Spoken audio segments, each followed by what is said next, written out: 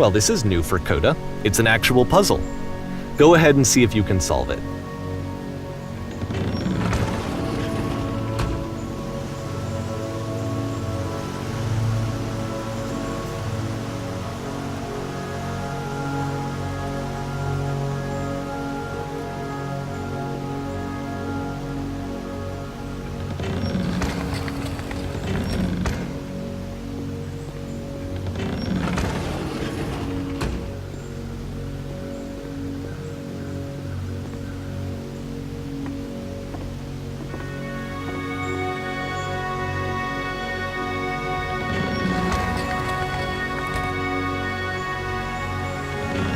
Don't forget that solution, because we're going to see this puzzle again soon. We're going to see it a lot.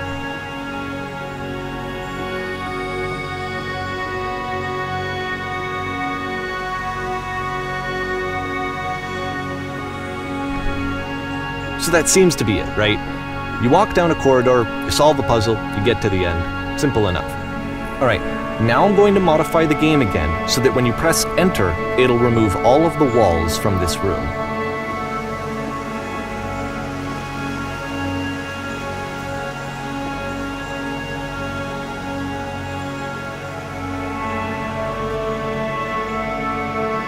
How about that? There was more to it than we had any way of knowing. I actually find it funny that this game comes after the Stairs game, since they essentially convey the opposite idea. So, in the Stairs game, a dull exterior concealed a rich interior. And then, in this level, a dull interior hides this fantastic outer world. Either way, I think that the point is the same, is that most of the time you don't get to know what you're missing, or even that you're missing anything. That's not your role as a player. So if your role here is not to understand, then what is it?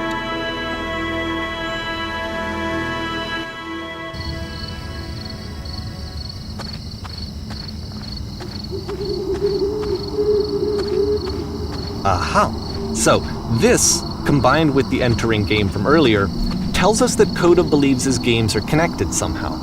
It could even be that the Stairs game and the puzzle game are literally connected in between this and the entering game. There's a bigger picture that all of his games are meant to play a role in, some larger meaning that we won't be able to grasp until we've seen all of them. And once we have, we can step back and start to understand what exactly that bigger picture is.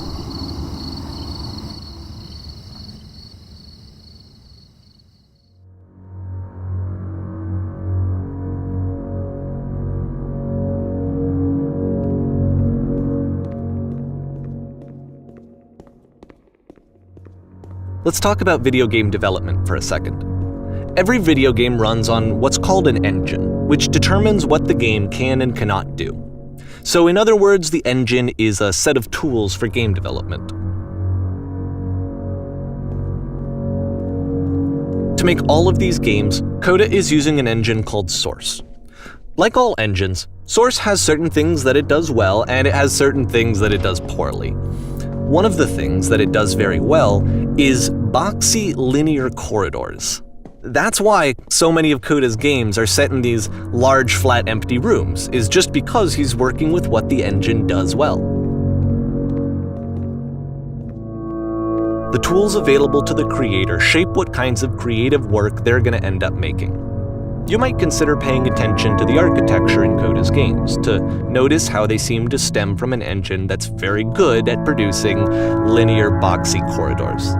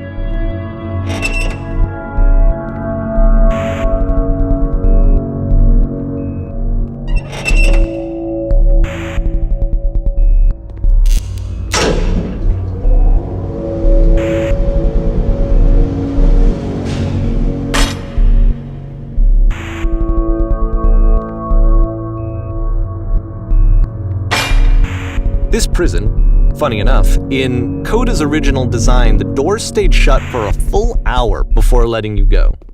If you don't mind, I think we're gonna skip that. This is something that he and I used to argue about a lot. You know, whether a game ought to actually be playable, whether it means anything if no one can get through it. And I would always defend that, you know, all this work goes into the game, why not make it playable and accessible?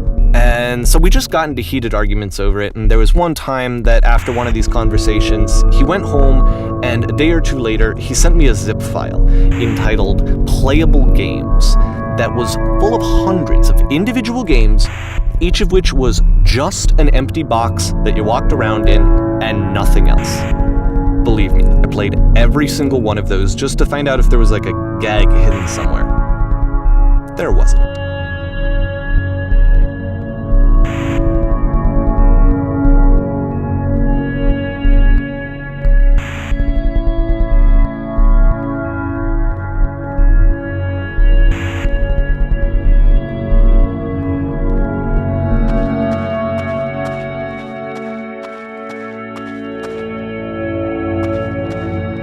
It's the puzzle again, with the exact same solution as the last time.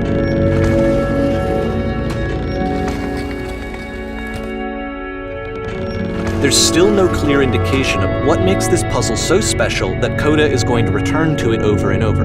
But I promise I'll share with you my interpretation very shortly.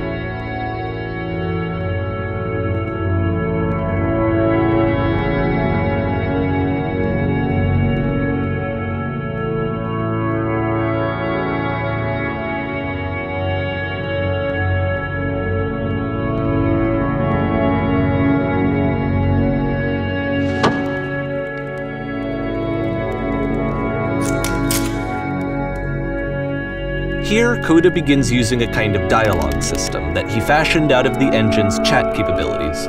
Use the 1, 2, 3 buttons on your keyboard to respond.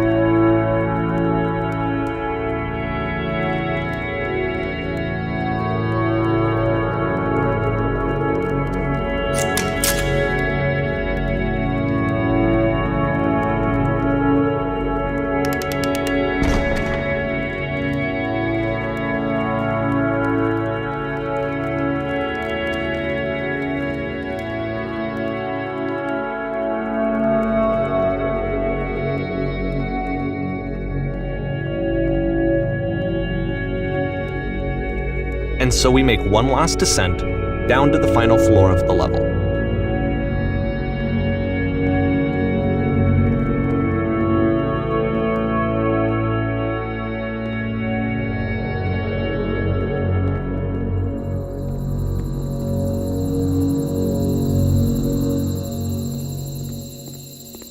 It's a lamppost. Okay, I can't tell you quite why, but for some reason Coda fixates on this lamppost. It's going to appear at the end of every single one of his games from here on out. I'll tell you what I think.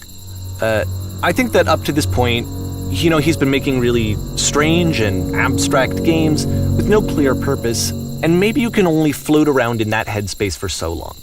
Because now he wants something to hold on to. He wants a reference point. He wants the work to be leading to something. He wants a destination, which is what this lamppost is. It's a destination. We're going to see it in the work as well. His games are just going to become a lot more cohesive, a lot more fully developed, with more of a clear idea behind them. And as we go, that idea will get clearer and clearer and clearer.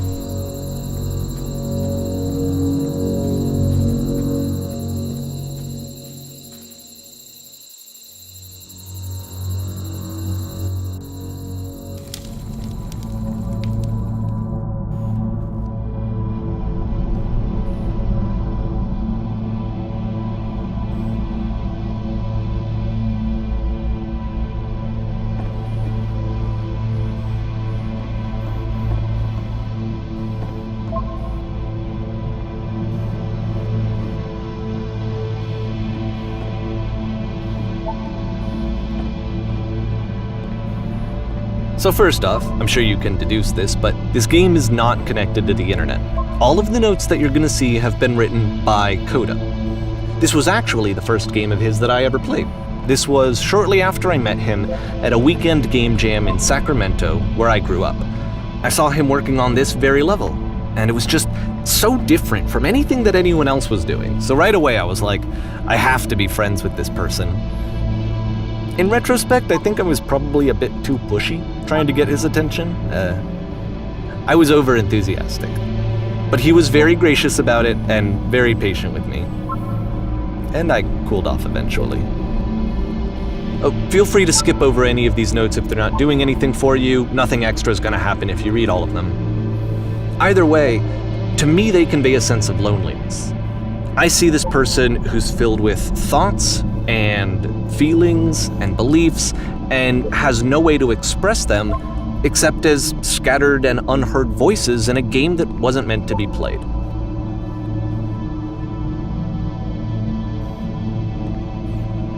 But it's ironic, isn't it, that in playing this game and seeing how alone Coda often felt, that we get to know him better and actually kind of connect with him.